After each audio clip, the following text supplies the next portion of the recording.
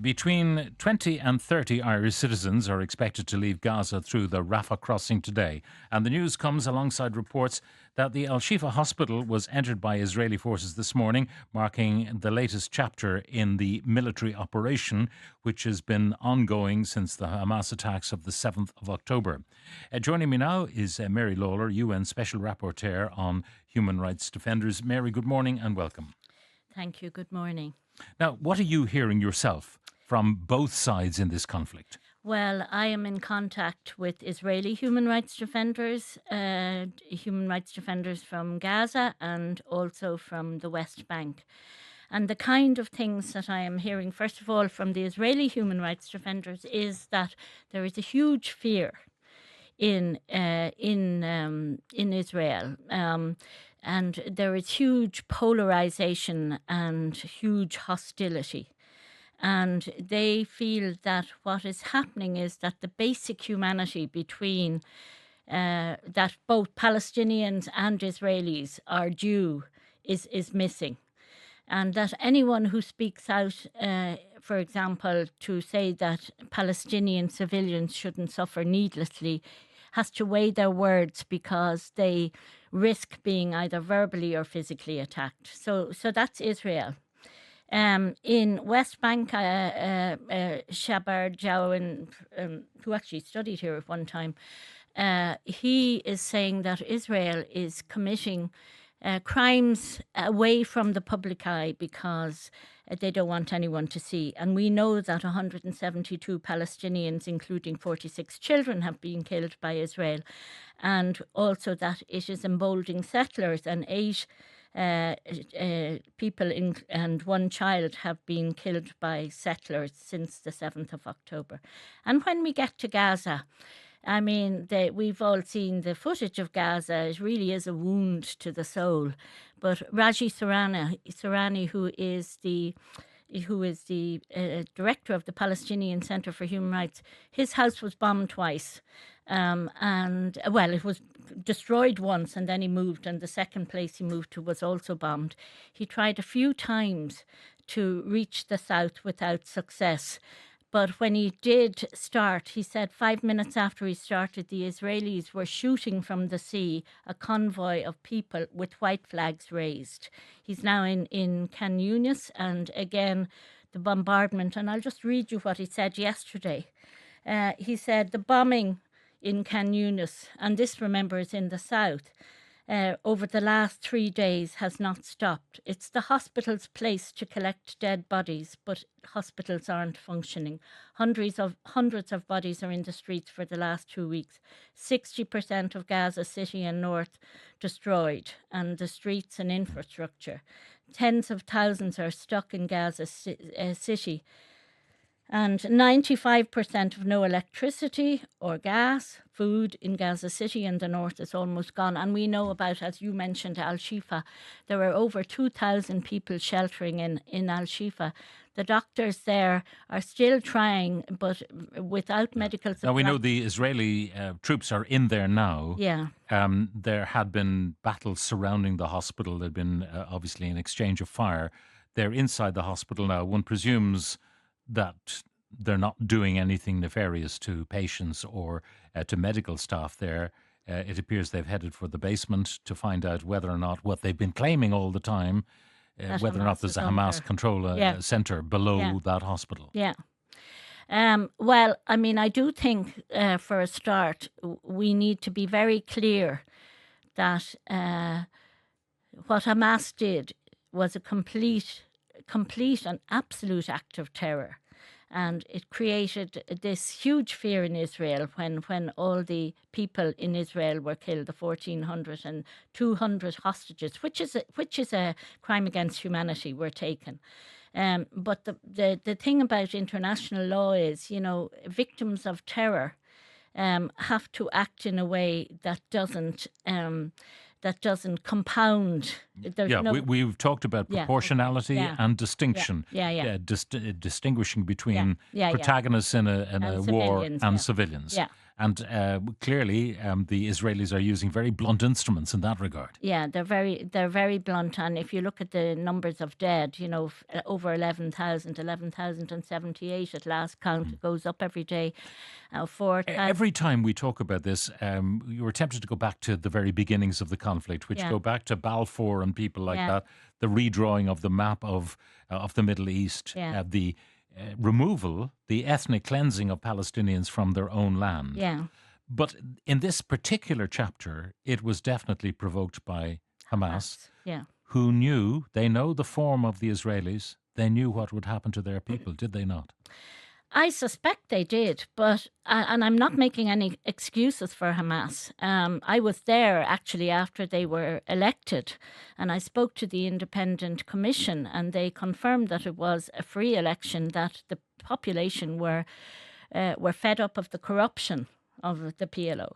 So that's how they got in the beginning, as far as I can see. But that was 16 years ago, and there hasn't been an election since. Yeah, this is true, and of course it's true. But there have been deep and decades-long violations to the rights of Palestinians, and there needs to be some sort of political renewal by states that have influence to try and get people to talk and find some way forward. Otherwise, the violence has been coming in waves for so long. It's not an answer. And we saw it in Northern Ireland as well. Eventually, people have to sit down. There has to be a ceasefire, and they have to try and navigate some sort of political renewal. They have to release the hostages. They have to monitor a ceasefire with somebody like the UN. And I should say here, 102 UNRWA staff have been killed. They give 661 people have been killed while sheltering, and they have over 700,000 people sheltering in their buildings, and they give the coordinates, to both the Hamas and to the Israelis. But if it seems to me that over 11,000 means that Israel isn't able to distinguish between civilians and, as you say, Hamas tunnels under hospitals or whatever. And we've seen the babies, and the 6 babies who have died because there isn't power for the incubators, and the exhausted doctors operating by flashlight, in corridors and in. I mean, the military end to this may be soon, because the Israelis are inside Al-Shifa. No doubt they will attack other centres where they believe Hamas controlled centres are. But they will have left the ruins of Gaza City behind them. Yes, and I as I said, when I was there, I was there after 2 bombardments, and it really is shocking when you see it up close.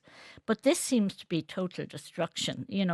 That seems to be, the aim of Israel, to wipe out as much of Gaza in order to get at Hamas. But afterwards, they I don't know what is going to happen, and they're dragging in other countries now. We've seen Hezbollah, and we've seen in Syria yesterday, because Gaza is the one that is in the news. We've seen bombardment in northern Syria. So it's a very, very dangerous kind of war. I mean, who are the people who could be influential in bringing about talks? We know over the years there have been various talks in Camp David, the Oslo Accords, and there have been efforts made. Maybe President Obama didn't have a go at the Middle East, and President Biden just presumed that things were fairly calm. I won't even refer to President Trump, because I'm not sure he actually really understands what's going on anywhere in the world, besides in his own business empire. So who are the honest brokers that can bring about some sort of political settlement? Well, I think that, it was shocking to me when I did my report at the General Assembly during the first week of the bombardment, that even on CNN, there was no mention the unfolding tragedy and the risk of genocide. It is a risk of genocide. And it was just concentrated on Israel and the hostages, which of course they have to do, and I condemn unequivocally Hamas's atrocities.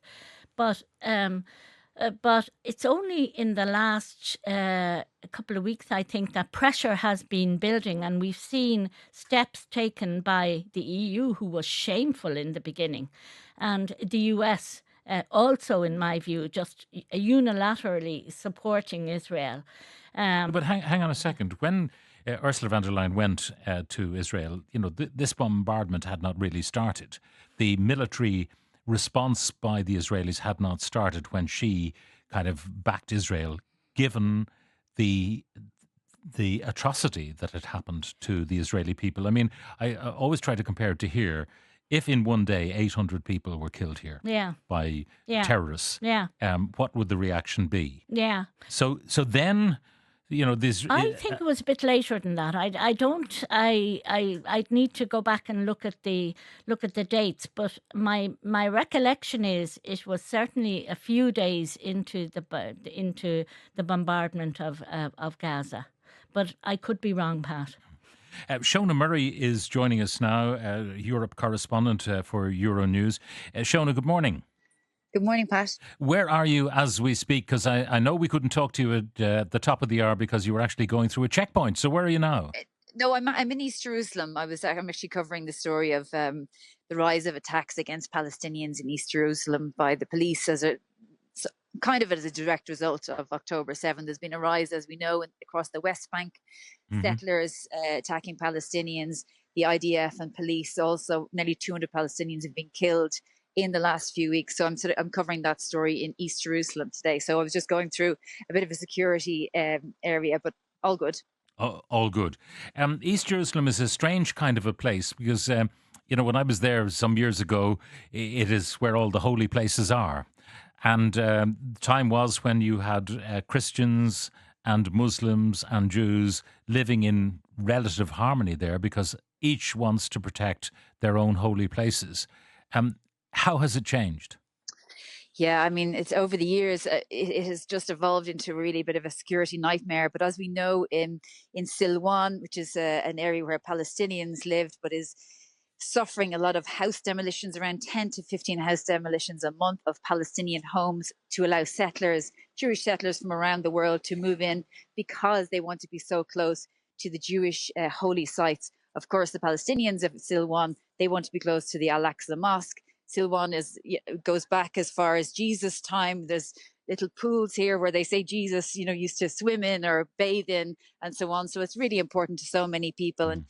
But the sort of violent situation has evolved in a terrible state. That there've been young men killed by Israeli forces, by the police over the past few weeks, and people are just devastated, but really scared to speak up as well.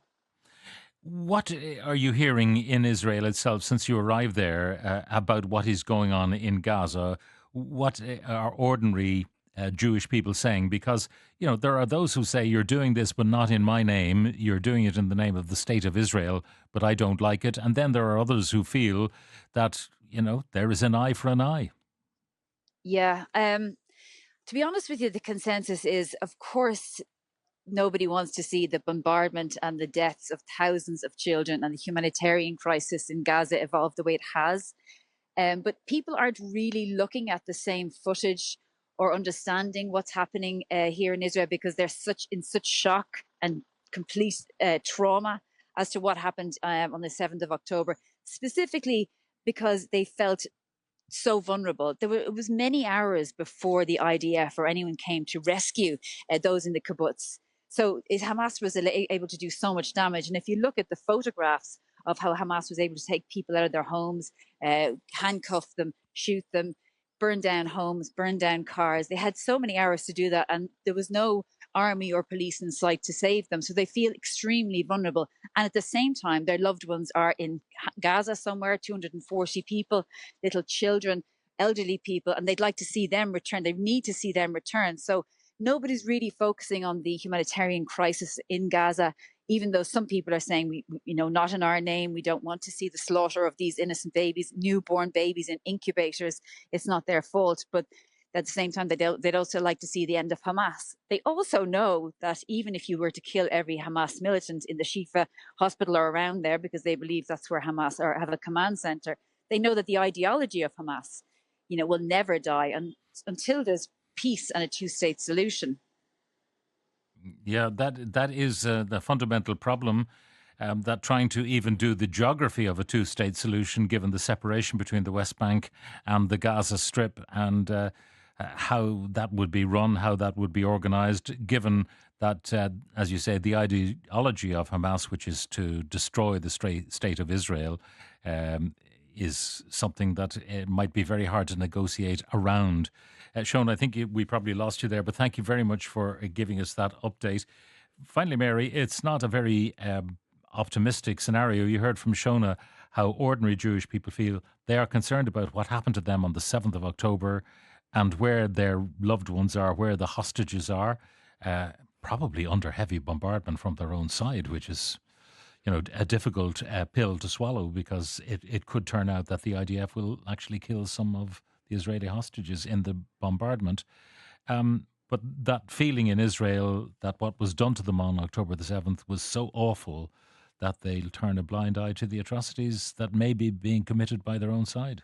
Yes, and that's why I said, at the beginning, Jessica Montel from Hamakot in Israel, she says, people have forgotten the basic humanity of both Palestinians and Israelis, and we have to get back to that. And the whole point of the Geneva Conventions was to ensure that a specific conduct was followed, and it was developed to make sure that parties to a conflict abided by certain specific rules. And the problem is that the Israelis are taking a very legalistic view of those rules, saying if you have, military in a hospital or a school, that it becomes that a hasn't legitimate been target. proved. And any of the doctors that have worked, and I was Norwegian doctors, other doctors who you would say are impartial, they have never ever come across this. Now, I'm not taking any side here, but I'm just repeating what No, but they that's have what said. I'm just saying. Yeah. What the Israeli justification is. Yes, is I based on understand that. And I challenge the Israeli ambassador. It's about not alone your legal compass, but your moral compass It's a too. moral compass. Like there's, 60. Shona was talking there. There are 67,300 settlements now, which is a huge number of settlements. And at the end of the day, it's a fundamental principle that civilians and children shouldn't be targeted in the way that it has been happening. And it seems to me that it's a massacre of civilians between Hamas and caught between the brutality of Hamas and the brutality of Israel.